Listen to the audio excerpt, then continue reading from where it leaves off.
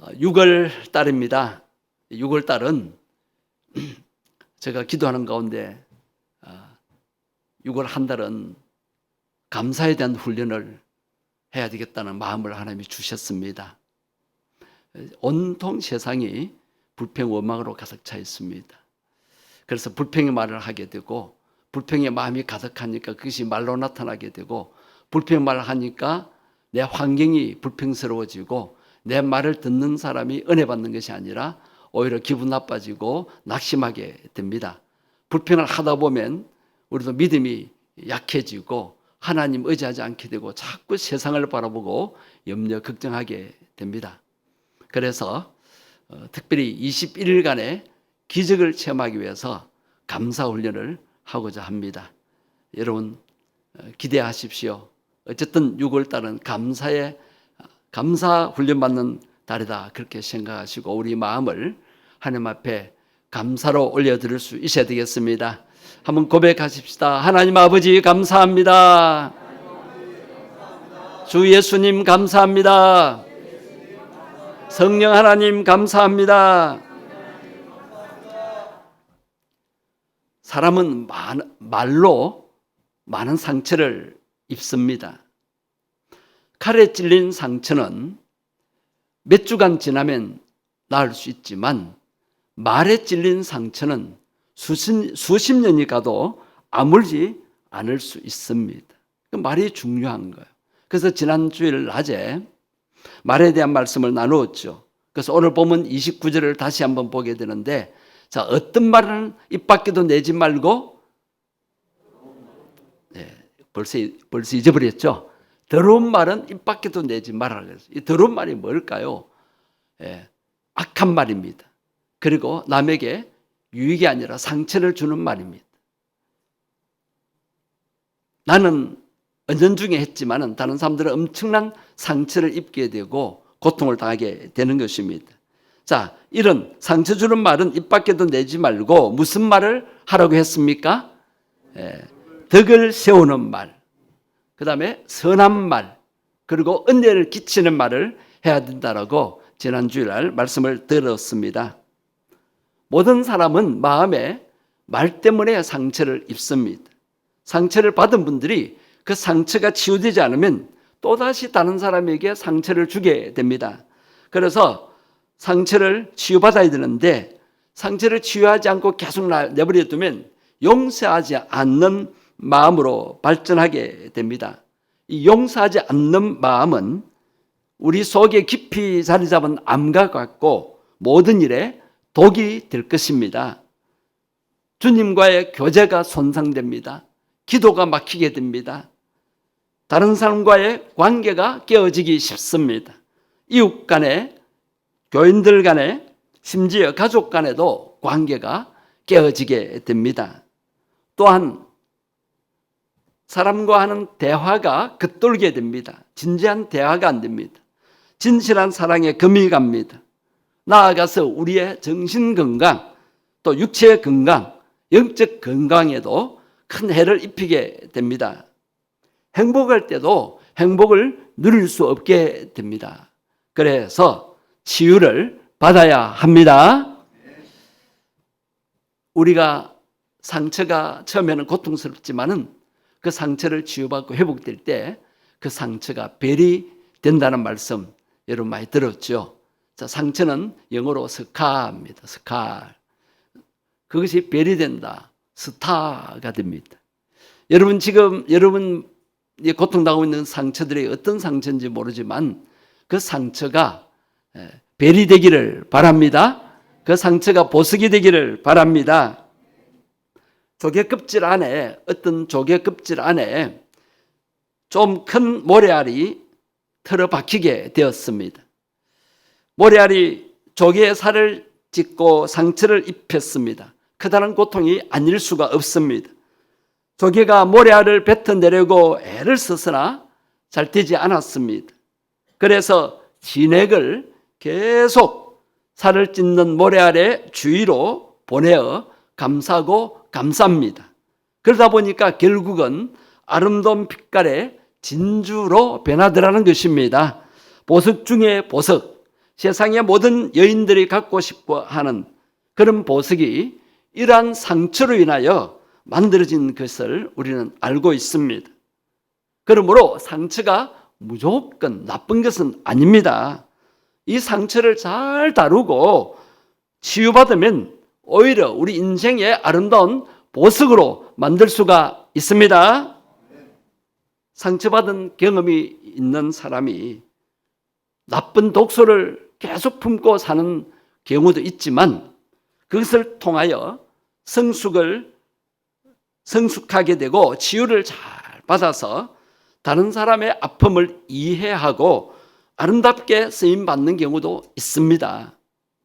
여러분, 가정을 치유하는, 깨어진 가정, 상처 입은 가정을 치유하는 가정사역자들, 그런 분들이 가정이 행복했던 것 같지요? 그렇지 않습니다. 대부분이 그렇지 않습니다. 그런 분들을 만나보면 사실 자신의 가정이 위기를 당해서 깨어지기 직전까지 가서 주님을 만나 회복하고 치유됐다는 그런 경험을 가지고 있습니다. 그래서 자기와 비슷한 문제로 갈등하는 가정들을 도울 수 있게 되고 또 그런 가정들을 섬기는 그런 사역자들이 대부분입니다. 우리 주님은 우리 안에서 우리가 가지고 있는 모든 상처를 치유하시려 하십니다. 우리 예수님은 상처를 많이 받은 분이셨죠. 사람들에게 버림받은 아픔, 배신당한 쓰라림이 있으셨습니다. 오해받고 비방당하고 모욕당하고 욕들어먹고 조롱받고 저주까지 받으신 상처가 있습니다.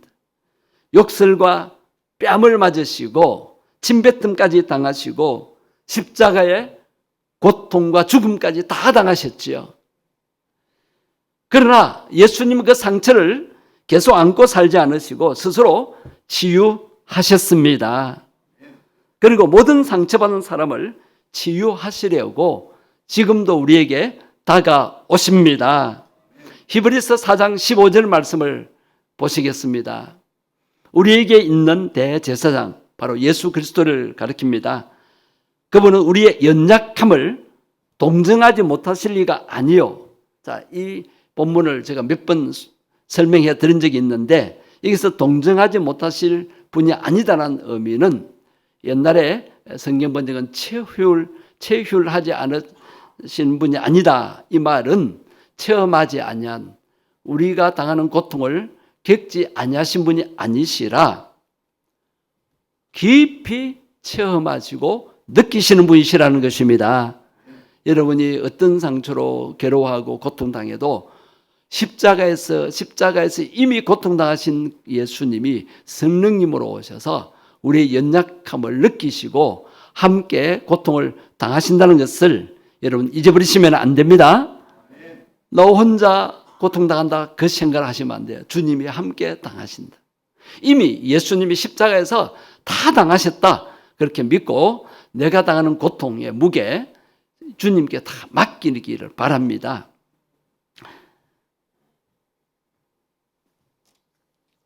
예수님은 받은 상처가 아팠지만 그 상처에 매이시지 않으셨습니다. 상처 준 사람에게 내가 나를 이렇게 고통스럽게 하였지 하며 따지거나 야단치거나 미워하지 않으셨습니다. 몇 배로 갚아주겠다고 벼르지도 않았습니다. 오히려 넓은 사랑으로 포용하시고 다시 받아주셨습니다. 그냥 다 용납하시고 용서해 주셨습니다. 그러자 주님께 큰 상처를 입혔던 제자들은 감격했습니다. 변화되었습니다. 그래서 그 주님을 위해 온전한 헌신을 하게 되었습니다. 우리에게 상처를 준 사람 때문에 여러분 계속 괴롭습니까? 예수님처럼 그 상처에 매이지 마십시다. 여러분들에게 치유받지 못한 상처가 있습니까? 그렇다고 낙심하지 마십시오. 나는 이렇게 불행한 삶을 살 수밖에 없다라고 절망하고 한탄하지 마십시오.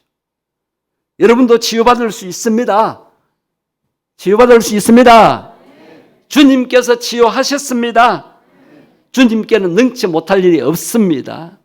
그분은 우리의 연약함을 담당하시고 우리의 고통과 괴로움도 다 겪으셨습니다. 여러분의 상처가 아무리 커도 주님은 얼마든지 치유하실 수가 있습니다. 여러분이 치유받기를 원하신다면 먼저 그 그 상처를 인정하고 상처를 치유받기를 소망하셔야 됩니다. 예수님께서 병자들을 고치시기 전에 내가 낫고자 하느냐라고 그 마음을 아시기를 원하셨어요. 예, 주님, 낫기를 원합니다. 우리가 그 고통에서 자유롭게 되고 질병에서 고침받기를 원하는 간절한 소원이 있어야 됩니다. 그래서 바디메오 같은 그 맹인은 다윗의 자손이여 나를 불쌍히 여기소서라고 막 소리 지르고 수로보니게 여인도 예수님 발 앞에 와서 온갖 수모의 말을 들으면서도 예수님께 간절히 소원했지 않습니까? 여러분, 이 밤에 기도하러 오신 여러분 마음에 치유받기를 원하는 간절한 소망이 있어야 됩니다. 여러분, 낫기를 원하십니까? 치유받기를 원하십니까? 치유를 받으려면 치유에 대한 간절한 소망을 가지고 적극적으로 치유의 은혜를 구해야 될 줄로 믿습니다. 자, 그러면 상처를 어떻게 치유받을 수 있을까요? 어떤 분은 치유받으려고 하지 않고 상처의 독을 계속 품고 있는 경우가 있습니다. 그러면 자신의 육체도 고통스럽고 질병으로 이어지고 마음도 괴롭고 영적으로도 피폐해집니다. 그래서 오늘 보면 31절을 보십시오. 너희는 모든 악독과 노함과 분냄과 떠드는 것과 비방하는 것을 모든 악의와 함께 어떻게 하고? 버리라고 했습니다. 여러분, 버려야 합니다. 여러분, 누구 때문에 성이 나고 화가 나고 분노가 일어나는 거 그거 속에 품고 있으면 안 됩니다. 마음의 분노를 다 내버려야 합니다. 기도 시간은 이러한 나에게 독이 되는 이 사람들 때문에 상처받고 고통당한 것 그것 때문에 괴로워하지 않고 마음속에 독이 퍼지기 전에 하나님 앞에 다 내놓는 것입니다. 예수 이름으로 그것을 다 내버리는 것입니다. 분노를 품고 있으면 안 됩니다. 마음속의 분노는 다 내버려야 합니다. 우리 주님은 상처를 어떻게 이겨냈을까요? 미움을 용서로 바꾸셨습니다. 미움을 용서로 바꾸셨습니다. 자, 오늘 보면 32절을 한번 보세요. 서로 인자하게 하며 어떻게 이기며? 예, 서로 친절하게 하며 옛날 번역은 인자하게 하며 또 어떻게 이기며? 불쌍히 여기며 또 무엇하기를? 서로 용서하기를 하나님이 그리스도 안에서 너를 용서하심과 같이 하라. 하나님이 먼저 우리를 용서해 주셨어요. 우리도 하나님 마음을 얼마나 아프게 할 때가 많습니까? 하나님을 멀리 떠났다가 하나님 말씀에 불순종했다가 하나님 마음을 아프게 했다가 그렇게 돌아와서 회개하고 하나님 잘못했습니다. 용서해 주세요. 그럴 때가 얼마나 많습니까? 그런데 우리가 이렇게 멀쩡하게 살아있고 은혜와 축복 가운데 사는 것은 하나님 아버지의 놀라운 용서를 받고 은혜를 받기 때문인 줄 믿습니다. 향나무는 도끼에 지켜도 향기를 발한다고 합니다. 도끼로 향나무를 찍을수록 그 향나무는 더 향기를 발하게 됩니다. 우리 예수님께서도 이 향나무와 같은 분이십니다. 예수님은 사람들에게 상처를 많이 받으셨지만 향나무처럼 오히려 향기를 발하셨습니다. 하나님, 저들의 죄를 용서하옵소서. 저들이 하는 일을 알지 못합니다. 저들이 몰라서 그렇습니다. 마귀에게 속아서 그렇습니다. 아버지여, 저들을 불쌍히 여겨 주옵소서. 어떻게 십자가에 매달려서 죽음의 고통 가운데서도 그런 기도를 드릴 수 있을까요? 그것이 예수님의 마음입니다. 예수님의 마음을 우리도 가졌으면 좋겠습니다. 예수님은 치유받은 상처받은 치유자이셨습니다. 상처를 받으셨지만 자신이 치유받고 다른 사람을 우리를 치유하시는 분이십니다. 우리도 예수님처럼 상처받은 치유자의 삶을 살아가야 합니다. 그래서 사람들이 예수님께 가까이 가기만 하면 위로받고 치유를 받습니다. 용기를 얻고 변화를 받게 됩니다.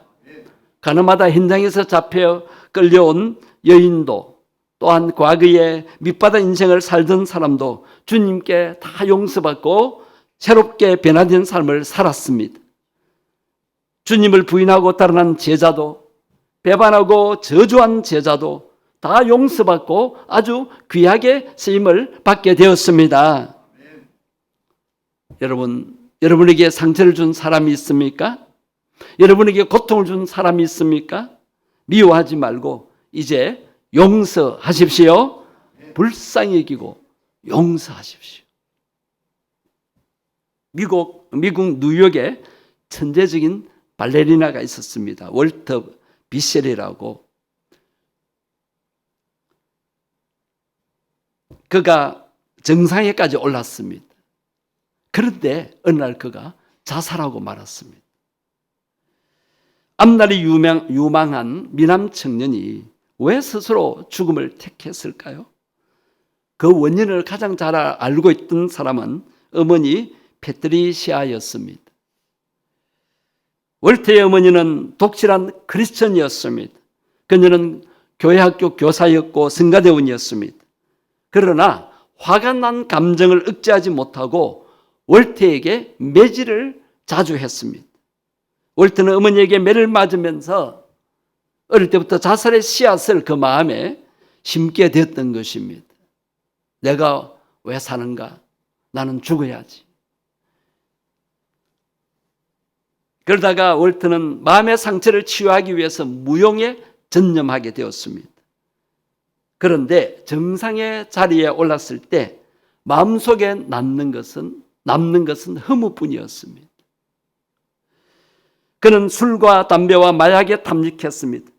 그리고 자살이라는 극단적인 방법으로 삶을 마감하고 말았습니다.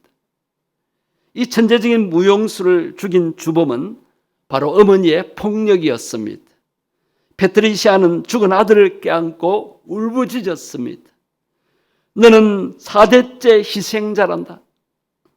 할머니는 화가 나면 나의 아버지에게 매를 들었지. 매를 맞고 자란 아버지는 술에 취하기만 하면 나를 때렸지. 나는 분노의 감정을 치유하기 위해 신앙생활에 몰입했다.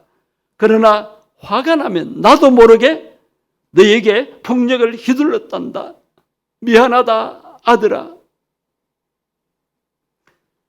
만약 이 어머니 패트리시아가 아버지를 용서할 수 있었다면 온전히 치유받았을 것입니다. 아버지를 용서했더라면 상처로부터 자유로웠을 것입니다. 교회는 다녀도 기도는 해도 말씀은 깨달아도 아버지를 용서하지 못한 거예요. 자기를 어릴 때부터 매질한 아버지를 용서하지 못하니까 그 분노의 감정이 계속 마음에 품고 있으니까 그것이 은연중에 아들에게 나타나게 되는 것입니다. 성도 여러분, 주님은 오늘 우리에게 이렇게 명령하십니다. 내가 너희를 용서한 것 같이 너희도 서로 용서하라. 용서하면 내 마음에 있는 상처가 다 사라집니다. 그러나 계속 품고 있으면 그것이 주변 사람들에게 분노로 표출되게 되고 자식에게도 그렇게 나타나기도 되는 것입니다. 성도 여러분, 오늘 밤에 주님은 우리를 치유하시고자 부르셨습니다. 여러분의 상처를 어루만지시고 감싸주시고 여러분 속에 있는 아픈 독을 빨아내시고 새 살이 돋게 하기 위해서 이렇게 여러분 다가오십니다. 이 밤에 기도 가운데 그 주님을 깊이 만나게 되기를 바랍니다. 찬양 가운데 나를 치유하러 오시는 주님을 깊이 느끼시고 만나시기를 바랍니다. 여러분의 모든 상처와 고통을 주님께 맡기는 기도를 드렸으면 좋겠습니다. 나에게 상처 준 모든 사람을 예수님의 사랑으로 그리고 예수님의 이름으로 용서할 수 있는 기도를 드릴 수 있게 되기를 바랍니다.